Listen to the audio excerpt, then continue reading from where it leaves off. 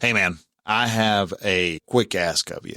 And that is, I am working on a product. I'm getting it finished up, polished up, and stuff like that. But before I put my final seal of approval and get it all done, kind of curious, what is it that you're wanting to know? What are two things that you want to know about when it comes to having a better relationship with your spouse or girlfriend? If you could go to relaxedmail.com/help me, all one word, and answer just one question. That's all. That's the only question I have is, what do you want to know about having a better relationship with your spouse? What are two things that you want to know about? And if you could answer that and let me know, it would be tremendous, because I know that thanks to the curse of knowledge, I've forgotten something. I'm forgetting something somewhere. And so if you could answer that one quick question for me, take you less than 5 minutes and send it over to me, it would be amazing. It would help me out tremendously. So again, go to relaxedmail.com/help me, relaxedmail.com/help me.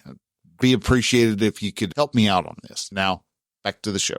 All right. I am continuing the exploration and gaining the insight of what these 10 different types of intimacy are.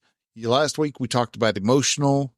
This week we're talking about intellectual intimacy, and we're going to look and see what is it exactly. And is it a real type of intimacy, or is it just some, psycho mumbo jumbo that someone made up just to feel important? Well, we're going to be talking about that this week on episode 243 of The Relaxed Male.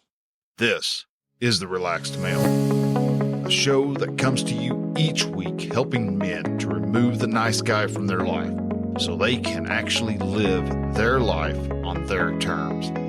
Join the host, certified coach Brian Goodwin, as he helps men step out of their heads and become free from the thoughts that bind them. Hey man, hello and welcome to The Relaxed Male. I'm your host Brian, and I am a certified men's coach who assists men who are just neck deep in the suffering in their life. These are the men who are struggling with their relationships, trying to find a way to make their bride happy, yet they are just making themselves more miserable in the process. What do? How do you change your approach to your marriage? Why is this sacred institute so full of strife and tension? Join me and let's discover how you can actually relax, have the marriage you want to have, and let's see how we can get this done. I am been driving. We're starting off on a good foot today, aren't we? I've been diving into the different types of intimacy. And the reason what got me interested in this is because I came across a book called The Six Pillars of an Effective Marriage, I think is what it is, or something about, or of a loving marriage, or Six Pillars or something. Anyhow, or Six Pillars of an Intimate Marriage, something along those lines. I'd have to look it up again. But anyhow, and they went through, and all these things were just these different types of intimacies. This is a financial intimacy, and this intimacy, and this intimacy, and this intimacy. And that got me to looking, and I wanted to see what intimacy actually is. And in doing so, I came across a couple different sites, and they talk about all these different types of things that are different types of intimacy. And then I came across one from a site called Choosing Therapy, and they were cranking out 10 different types of intimacy. And I was like going, holy smokes. First off, that's a lot of different types of intimacy. And they go through and they talk about some of the ones that would sound normal, like physical intimacy, emotional intimacy. And then they also have things like intellectual, spiritual, experiential, social, creative, conflict, aesthetic intimacy, and work intimacy. And some of those are going, I don't know. That doesn't sound quite right. Or those sound like they could be folded into some of the others, And so I wanted to go ahead and just decide, you know what, let's have some fun. Let's dive through this. I haven't done a series quite some time. And I want to just talk about these different types of intimacies and see if going through them, looking at them, examining them, if they're real or if they're not real. And if you think we come across one that's real or not, then hey, I would love to hear you, hear from you by posting a comment down below on, at the show notes. So let's go ahead. Let's get ourselves started. Now let's start off with just like the title says, what in the world is intellectual intimacy? So what is intellectual intimacy? That, from what I've been able to look and grab, and granted, I'm still don't have all of my thoughts gathered together to how everything all fits together with the different types of intimacy. But from what I'm reading, and this is just me learning, this is what this series is kind of about, is how I go about and learn about the different aspects of how relationships work, because they're not straightforward. They're not just, oh, well, you just do it this way. You just say, I love you to your wife, and she says, I love you to back. And congratulations, y'all are still going to stay a couple for the rest of your life. It's not that. I mean, I hope it's not what you're thinking. I hope you don't think that it's that easy, because if it is, you do think that it's that easy, you're going to be in for a lot of really rough time, because it's not that easy. It's not something that you can just kind of pull out of your head whenever you want. So you have to work on your different types of intimacy, and intimacies are more than just, I love you, because there is the physical intimacy. We, as guys, we are physical. That is the love language. One of the love languages is physical touch. That's the physical intimacy. We like to have we like to be touched, not even just so much sexual, but just a physical touch is a very intimate action for us men. If our wife comes along and trails her hand over our shoulder, it's going to get our attention. The same as if we're not paying attention to what she's saying, and she just kind of casually reaches down and touches you on the crotch. That's going to, you don't care what's happening around you. You're going to stop and you're going to see what in the world she wants. It can be a sexual touch. It can be just a hug. It can be you offering your arm and your wife takes you by the arm. It's you holding hands. It doesn't have to be a sexual intimacy. And so, we've got that physical intimacy down. We also have emotional intimacy. We don't want to sit there and trash the emotional side of our wives, because we know our wives are emotional, and hopefully our wives fully understand. And I think women are starting to actually grasp the fact that, yes, us men are emotional beings. We get happy, sad, grumpy, angry, frustrated, ashamed. We feel powerless. We feel inadequate. We feel all these, besides for being angry at times, because anger is, a lot of times we use it as just an emotion that we can feel a little more power in, because we are ashamed. Shame is a very disempowering emotion. We don't feel empowered when we sense that.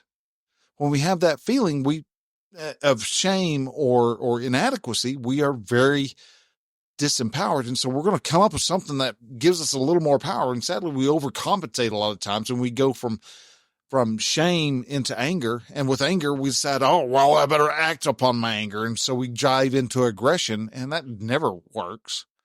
You never respond according to an emotion.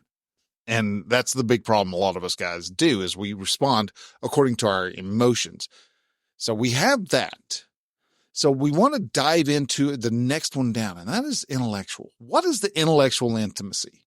And speaking of intellectual, that is a person who engages in critical thinking, research, reflection, or what about the reality of society, who proposes solutions for its normative problems.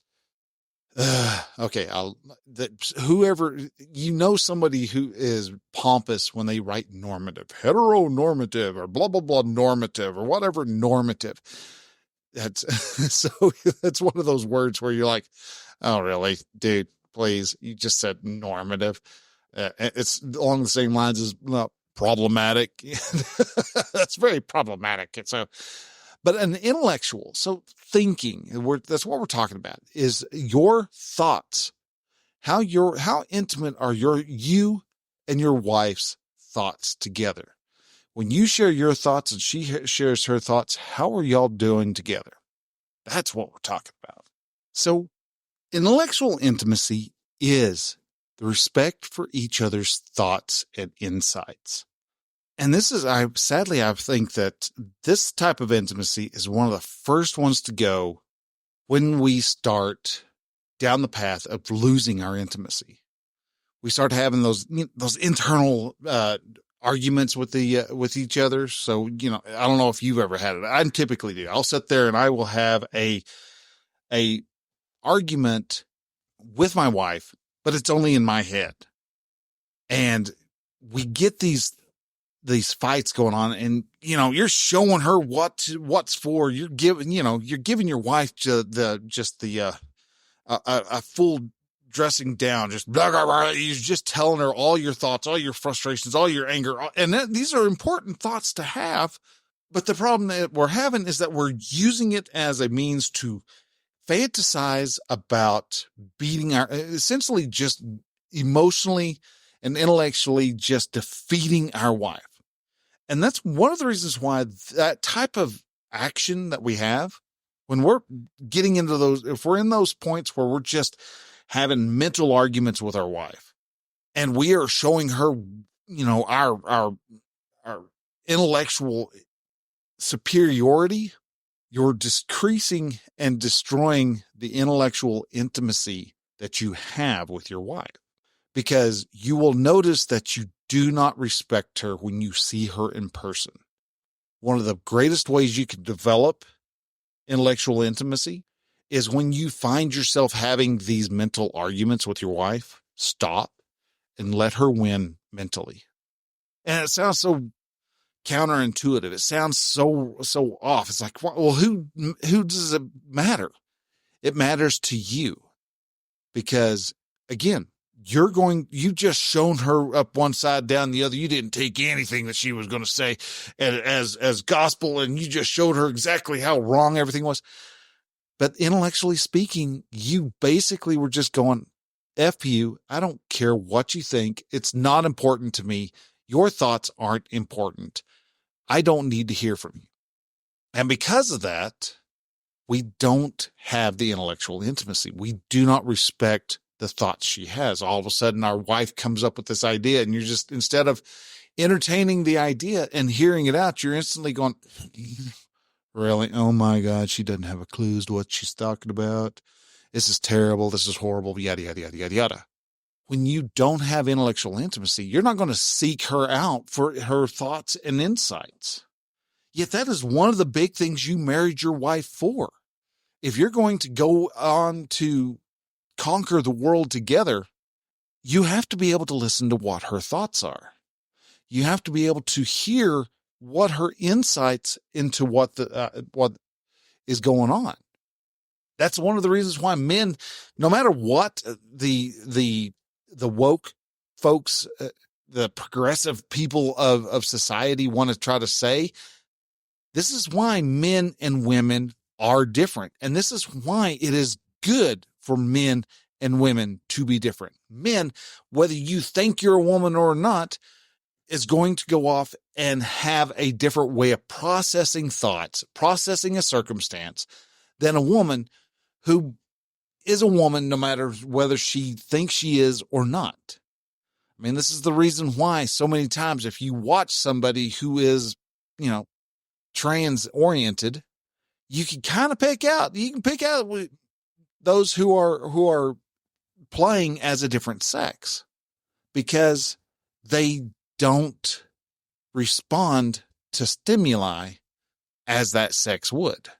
They respond to it as the opposite sex, no matter how much hard they try. I've seen women who have tried to be men, and they all of a sudden are just always dressed to the nines.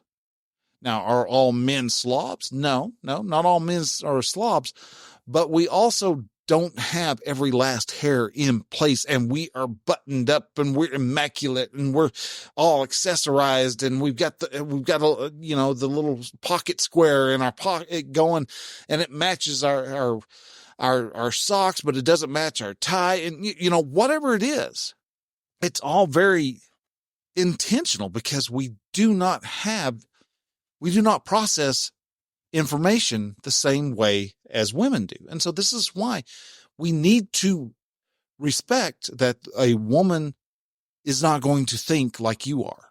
The woman in your life is not going to have the same solution as you are. But when you talk to her and you bring her thoughts into your world, your thoughts are going to help change her, and her thoughts are going to change you, and y'all are going to become better for it.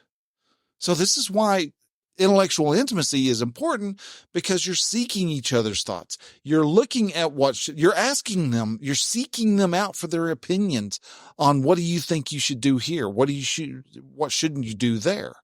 And if you find that you're having trouble being intellectually intimate with them to seek out their input, then that might be what you need to do. Is notice when you go, she doesn't know what in the hell I'm doing anyhow. That's when you stop and you go and you talk to her and you ask her and you accept what it is she says. Doesn't necessarily mean you have to do it. Doesn't necessarily mean that what she's going to give you the greatest advice, but she's going to have advice for you. And when you have that intellectual intimacy, you have the ability to stay curious about your wife. We've talked about several times in the past weeks what being curious and actually having a good, deep-seated curiosity about what your wife is, what she's about, where her thoughts come from. Why did she, like my wife, found out why she doesn't like to go to church? Has nothing to do with the religion itself, but it has everything to do with the stepfather her mom married. This guy was supposed to be a youth pastor, and you have certain thoughts about what a youth pastor is. And no, he didn't sexually abuse her, but he was very demanding and very almost OCD, maybe even a bit of narcissism in there, where he tried to keep her on her toes, keep her off her toes, keep her knocked back on her heels. And because of where her mom met him, she associates that church with Gary. And Gary's passed now, so I can talk as much crap about him as I want and nothing's going to happen. But he was a guy, from everything I've understood from her and from some journals that Jan had left, her mom, before she passed or after she passed. And it opens it up so you get to see the person actually trying, even when you're with even though they're your wife and you've been married to them for now 28 years, there's still points where you're discovering that scared little girl. Just a grown woman trying to protect herself the best that she can. And some of that is, I don't talk about Gary. I don't talk about who he is and what it is. I just know that I do not go to church because church, that's where Gary's from. So you stay curious about your wife. When you stay curious and you learn more about her, the more you have the opportunity to be able to fall more in love with her. So how do you build intellectual intimacy? This is, what. Actually, before we do that, let's dive into why would you want to even improve your intellectual intimacy? Well, we kind of covered a little bit. It allows you to stay curious with your wife, but it also allows you to have more in-depth conversations. That's something we all talk about, right? We want to have these, have those late night discussions again, where we sit up in bed, maybe after a bit of love making. We sit and we continue talking through it into the night. Or maybe it's the discussion that leads up to sex. But you have those more in-depth conversations. You get to know your wife. You get to know her actions. You get to know her thought process. You get better at communicating with your spouse because you have a better understanding of where her thoughts are going, and still delight in the instances of when she surprises you with a new thought, and you still explore the times that the words that she says. You explore her actions, and you both are exploring together. She's exploring. She's trying to figure out why you act the way you do, and you're trying to figure out why she acts the way she does. And that is part of the marriage. That's part of the joy of marriage, because you're never going to fully know the person, but you get to discover new little tidbits about them every day if you want. So you get as you grow, your curiosity draws you into their world even more. So you get to explore a bigger, richer, more complex woman than you even thought. You also, because of all that curiosity and because you're talking to her more and you're getting to know her, and you're not judging the fact that she's got the thoughts that she has, and you're not ostracizing her or talking down to her because she has her own thoughts. She's feeling safe. She thinks you're not going to kick her out of the club because she had a thought that didn't align with yours. And so you show her that you care about her. You show that she is important to you, which allows for you to have a better, richer, more fulfilling sense of love. This is why it's called an intellectual intimacy. How intimately do you know your wife's thoughts? So how do you build that intellectual intimacy? Well, again, it all centers around one of the big things is getting into discussions, not heated, not out of desperation. Keep the fight, flight, freeze out of it. Keep your emotions out of the talk. Just have discussions with each other's philosophies. Why do you believe what you believe? Even if she says, I don't know, that's just how I did it. Well, where did you come up with the thought that that's a good thought? How did you apply that thought that allowed you to come into accepting it more? You can ask these different questions, and you can ask them without being threatening of, well, that's a dumb thought. Where'd you come up with that idiotic thought? How did you come up with that? I mean, how does that even work? Those thoughts those thoughts that you're having aren't going to help you. That's you casting that judgment. That's you throwing blame, throwing accusations at your wife without even saying, well, you're an idiot. You're acknowledging she has her own thoughts. You're acknowledging that she has a brain and that she uses it, and that she uses it well because it's kept her alive this long. So get the discussions, learn about her, be fascinated with what she says, because that fascination leads into more curiosity.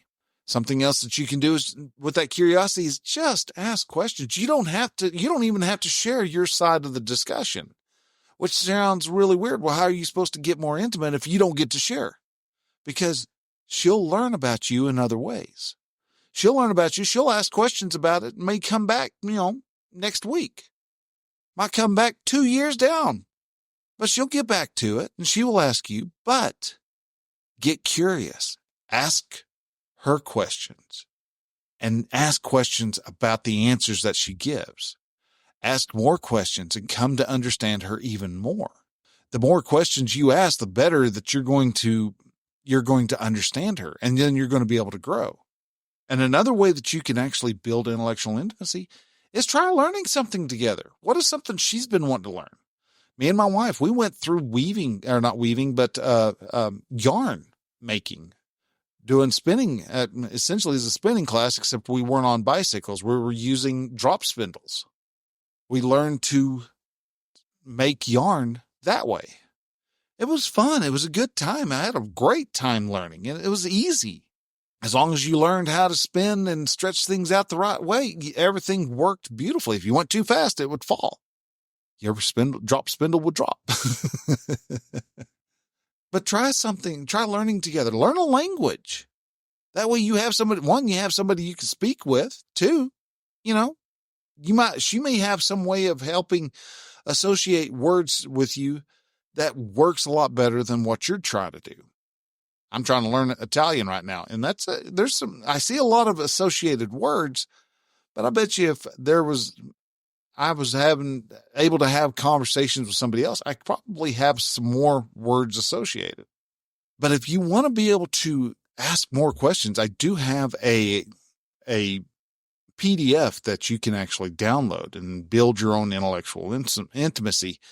And it's essentially what it is. It's 800 questions that I've put together. There's 20 pages of 40 questions, and some are very surface level. Some are a little deeper, and they just are to get you started asking the questions and learning more about what it is you're wanting to know. Break into something with what your wife is doing and is wanting to know. And that way you can actually learn more about her. You can develop that intellectual intimacy, because intellectual intimacy is actually very important. Learn about your wife. Learn about what it is that she likes to think about and what she likes to come to understand. Because when you do that, your life, your world is going to become better because of it. So guys, with that, I'm going to go ahead and I'm going to wrap this up. I do have a quick question for you, or a quick ask. And that is, I've got a package that I am putting together. I'm trying out a couple different little products that I think that y'all may have some interest in. And it's not going to cost you anything, but I would just curious about if you wanted to know a couple things about your wife. If you wanted to improve your relationship with your wife, what are a couple things, 2 things that you would like to know? And in doing so, if you could shoot me not shoot me an email, but you could shoot me an email with a response, Brian with a Y at relaxedmail.com, and just put in there that, or you can go to relaxedmail.com/help me, all one word, and just answer that question. What are 2 things that you want to know that would help you allow your relationship to become better? That response would help me tremendously. I want to make sure I'm not forgetting something that's highly important. So with that, guys, I want to say thank you very much for listening. If you have any questions, comments, or anything like that, please feel free to shoot me an email. Again, that's Brian with a Y at relaxedmail.com. Or if you like, you can also drop me a DM on any of the social media sites. And speaking of social media, if you like what you're hearing, you're liking this schedule, this series, please share this out on Facebook, on Twitter, on Mastodon, wherever it is you like to go and you like to spend time with other men. Share this with them and let them know, hey, there is a site out there called The Relaxed Male. And guys, this is making my relationship better every single time I listen to it. I'm learning something new, learning something more powerful. And that way, that helps these other guys to also have amazing relationships too. So guys, with that, I want to say thanks very much for listening. We'll talk to y'all next week. Till then, bye.